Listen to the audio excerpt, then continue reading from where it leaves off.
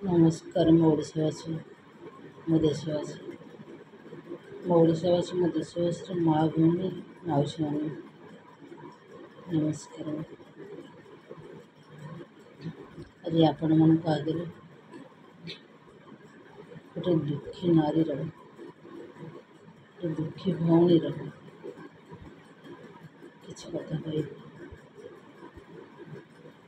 ଯଦି ତା କହିବାର କିଛି ଭୁଲ ଥାଏ ତାକୁ କ୍ଷମା କରିଦେବ।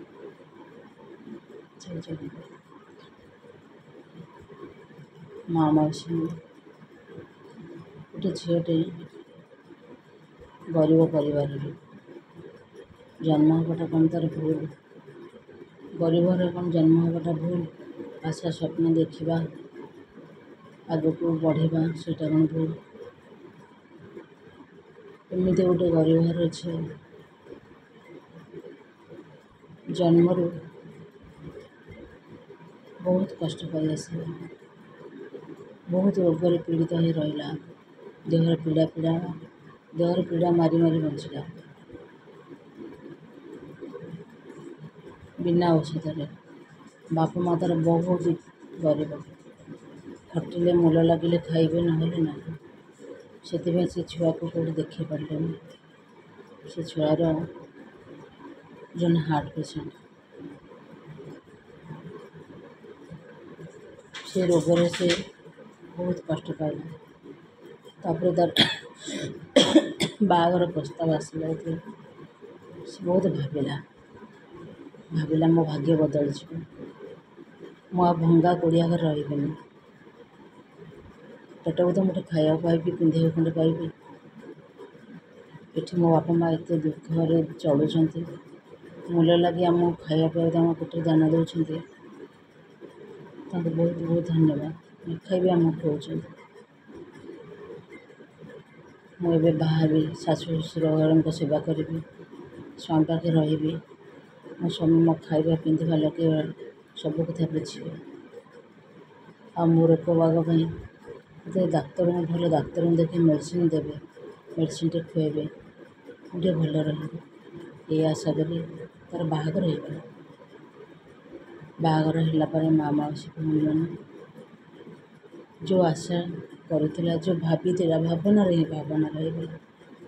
ନା ତା ସ୍ୱାମୀ ତାକୁ ଖାଇବା ପିନ୍ଧିବାକୁ ଦେଲା, ନା କେଉଁଦିନ ଖର୍ଚ୍ଚ କରିବା 5 ପଇସା ଦେଖେଇଲା, ନା ତାକୁ ଲଗେଇ ପିନ୍ଧିବାକୁ ଦେଲା, ନା ତାକୁ ଡାକ୍ତରଙ୍କୁ ଦେଖେଇ କିଛି ମେଡ଼ିସିନ୍ ଖାଇବାକୁ ଦେଲା। ଓଲଟି କହିଲା, ତୁ ମରିଗଲେ ଭଲ ହେବ। ତୋତେ ମୁଁ ବାହା ହେଇ ଭୁଲ କଲି। ମୁଁ ଜାଣିଥିଲି ଯେ ତୁ ବାହା ହେଇନଥାନ୍ତି। ମୁଁ ବର୍ବାଦ ହେଇଗଲି। ତୁ ମରିବୁ, ତୁ ଆହୁରି କଷ୍ଟ ପାଇପାରିବୁ। ଏଭଳିଆ କଥା ତା ସ୍ୱାମୀଠୁ ସେ ଶୁଣିଲା। ତାପରେ ତା ବାପା ମା' ଝିଅର ଅବସ୍ଥା ଦେଖି ଯେମିତି ମୂଲ ଲାଗୁଥିଲେ ସେମିତି ମୂଲ ଲାଗି ନିଜ ପେଟକୁ କାଢ଼ି କିଛି ଝିଅ ଘରେ ଆଣି ଦେଉଥିଲେ, ଝିଅକୁ ଦେଉଥିଲେ। ମୋ ଝିଅ ଏଠି ଖାଇ ପିନ୍ଧିଲା, ଟିକେ ବଞ୍ଚିଯାଉ, ଭଲ ରହୁ ଟିକେ। ତାରି ଭିତରେ ସେ ଝିଅର ଝିଅଟି ହେଇଯାଇଛି। ମା' ଭାବିଲା ବାପ ଘରେ କଷ୍ଟ ଦୁଃଖ ପାଇବା ଏମିତି ଆସିବ, ଶାଶୁ ଘରେ ସ୍ୱାମୀ ଏମିତି ଗଲା। ତ ମୁଁ ଛୁଆ ପିଲାଙ୍କୁ ପାଠଶାଠ ପଢ଼େଇ ପର ଘର କାମ ଧନ୍ଦା ମୂଲ କରି ପାଠ ପଢ଼ି ଯଦି ମଣିଷ କରିଦିଏ, ମୋ ଛୁଆ ପିଲାମାନେ ଭବିଷ୍ୟତରେ ମୋତେ ଭଲ ରଖିବେ। ଏଇଆ ଭାବି ସେ ବାର ଦୁଆର ବୁଲି ପର ଘର ବାସନ ମାଜି ମୂଲ ଦୁଃଖ କରି ଛୁଆଙ୍କୁ ପାଠ ପଢ଼େଇଲା। ଛୁଆମାନେ ଭଲ ପଢ଼ିଲେ। ଆଉ ସିଆଡ଼େ ବାପା ମା' ରୋଗରେ ପଡ଼ି ଭଙ୍ଗା ଦେହର କୋଡ଼ିଆ ଘରେ ରହି ମରିଗଲେ। ଝିଅର ଚିନ୍ତାରେ ମରିଗଲେ। ଝିଅର କଷ୍ଟ ଦୁଃଖ ଦେଖିପାରିଲେ। ତାଙ୍କ ଦୁଃଖ କଷ୍ଟ ଅଧିକ ବଢ଼ିଗଲା। ଚାଲିଗଲା ତାଙ୍କ ଜୀବନ। ଝିଅ ଇଆଡ଼େ ହତାଶ ହେଇଗଲା। ଯାହା ହଉ ବାପା ମା' ଟିକେ ଦେଉଥିଲେ, ଚାଲିଗଲେ। ଆଉ ମୋର କେହି ନାହାନ୍ତି ମନ ଥାଇ ବୋଲି, କିଏ ମୋତେ ଦେବ? ସ୍ୱାମୀ ତ ଏମିତି କରୁଛି। ପ୍ରତ୍ୟେକ କଥାରେ ସ୍ୱାମୀ ବାଡ଼ିଆ ପିଟା କରେ। ଘରେ ଅଭାବ ଅନଟନ ନିଶ୍ଚିନ୍ତ ଲାଗି ରହିଥିବ। କେତେ ସ୍ତ୍ରୀ ଲୋକଟା ବଡ଼ ଆଣିକରି ଘରଟାକୁ ଚଳେଇବ। ତା ଭିତରେ ଶାଶୁ ଶ୍ୱଶୁର ବି ଚାଲି ଯାଇଥାନ୍ତି। ଯେତେବେଳେ ଯାହା କହିବ, ଘରର ଅସୁବିଧା ସୁବିଧା ମାଡ଼ ନିଶ୍ଚିନ୍ତ ଖାଇବ। ସେ ଲୋକ ଭାବିବନି ଯେ ତା ସ୍ତ୍ରୀର ହାର୍ଟ ରୋଗ ଅଛି କେତେବେଳେ ତଣ୍ଟି ଚିପି ଦେବ, ଛାତିରେ ଠିଆ ହେଇ ପଡ଼ିବ, ମାରିକି ମୁହଁ ଫୁହଁ ପକେଇଦେବ। ବହୁତ କଷ୍ଟ ଦିଏ ତାକୁ। ଭଗବାନ କରନ୍ତି ଏଭଳିଆ ସ୍ୱାମୀ କୌଣସି ସ୍ତ୍ରୀ ଲୋକ, କୌଣସି ଝିଅ, ମା, ଭଉଣୀ, ମାଉସୀଙ୍କ ଭାଗ୍ୟରେ ନ ଆସୁ, ତାଙ୍କ ଜୀବନରେ ନ ଆସୁ। ଯେଉଁ ସ୍ୱାମୀ ଘରର ମୁରବୀ ଗାର୍ଡ଼ିଆନ୍, ଘର ଚଳେଇବ ଯେ, ଯେଉଁ ସ୍ତ୍ରୀ ଲୋକ ସେ ବାହାରକୁ ଯିବ ସ୍ୱାମୀର ଅଯୋଗ୍ୟପଣିଆ ଦେଖି, ବାହାରେ କାମଧନ୍ଦା କରି ଘର ଚଳେଇବ, ସେଭଳିଆ ସ୍ୱାମୀ ମଲେ କେତେ ବଞ୍ଚିଲେ କେତେ। ତଥାପି ସେ ତା ସ୍ୱାମୀକୁ ବହୁତ ଭଲ ପାଏ, ତା'ର ସେବା ଶୁଶ୍ରୂଷା କରେ, ଭଲ ମନ୍ଦ ସେ ସବୁ କଥା ବୁଝେ।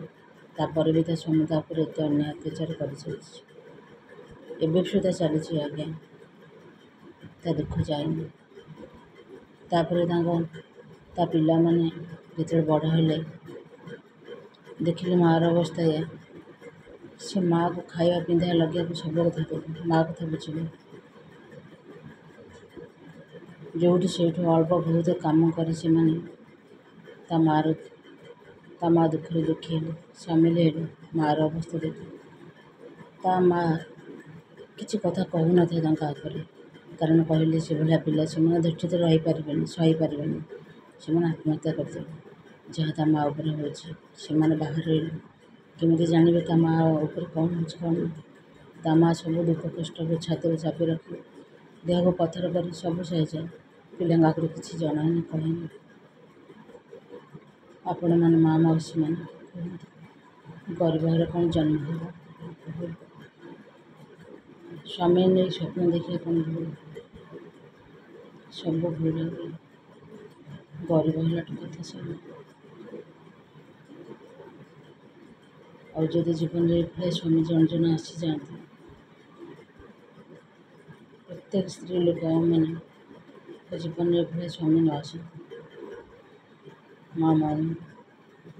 ମାଉସୀ ଭଉଣୀମାନେ, ମା, ମାଉସୀମାନେ ଭଲରେ ସୁଖ ଶାନ୍ତିରେ ରୁହନ୍ତୁ। ଆଉ ଏଭଳିଆ ସ୍ୱାମୀ କାହା ଜୀବନରେ ନ ଆସୁ। ଯଦି ମୋ ଭିଡ଼ିଓଟି ଭଲ ଲାଗିଥିବ ତାହେଲେ ମୁଁ ଆଗକୁ ନିଶ୍ଚିତ ଭିଡ଼ିଓ କରିବି।